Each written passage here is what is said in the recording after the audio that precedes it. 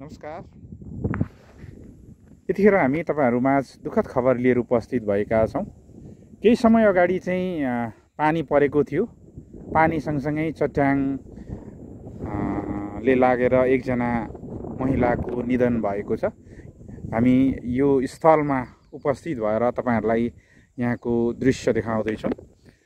बिर्तामोड नगरपालिका ward number 3 मा पर्छ। 3 मा पर्छ नि सर? यो 3 मा पर्ने यो ठाउँ तपाईहरु देखिरहनु भएको छ र यो बिर्तामोड 3 देखि यो दक्षिणपट्टि बिर्तामोड 10 पर्छ भने यहाँनेरि चाहिँ दिउँसोको समयमा पानी परेको बेलामा एकजना महिला, उहाँको नाम के भन्नु हो?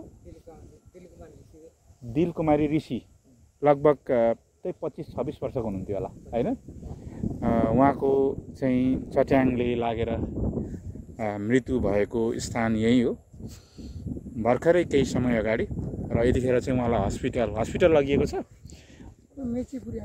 हो, अब हस्पिटलले बिर्तामोडमा चाहिँ हस्पिटलले मृत घोषित गरे पश्चात चाहिँ मेची हस्पिटल पोस्टमार्टमको लागि लगिएको कुरा हो।